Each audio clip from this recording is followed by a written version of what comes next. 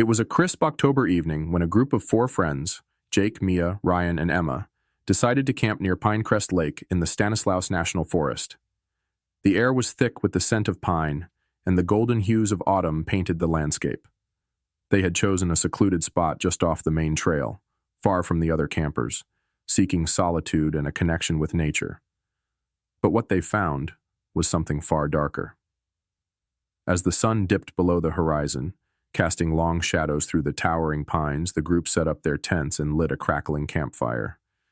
The woods were eerily quiet, save for the occasional rustle of leaves in the wind.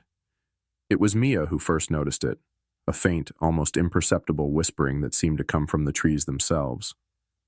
"Do you hear that?" she asked, her voice trembling slightly. The others paused, listening. At first, there was nothing. Then, faintly, they all heard it, a soft, murmuring sound, like voices carried on the wind. It was indistinct, almost melodic, but undeniably unsettling. "Probably just the wind," Jake said, trying to sound confident. But even he couldn't shake the feeling that the whispers were intentional. As the night deepened, the whispers grew louder, more insistent. They seemed to circle the campsite, closing in from all directions. Emma, the most skeptical of the group, suggested it was just their imaginations playing tricks on them. But when Ryan pointed his flashlight into the trees, the beam caught something. A shadowy figure standing perfectly still between two pines.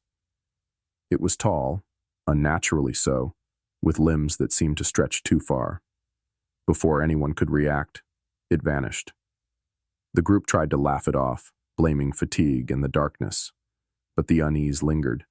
They decided to turn in early, hoping the morning would bring clarity. As they zipped up their tents, the whispers grew louder, almost as if the forest was mocking them. Jake was the first to wake. It was still dark, the fire reduced to embers.